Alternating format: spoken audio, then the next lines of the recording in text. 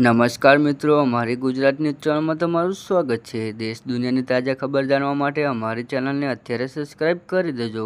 અત્યારે હાલની સૌથી મોટી અને દુઃખદ ખબર સામે આવી રહી છે। 5.2નો પ્રચંડ ભૂકંપ, ભારે તબાહી।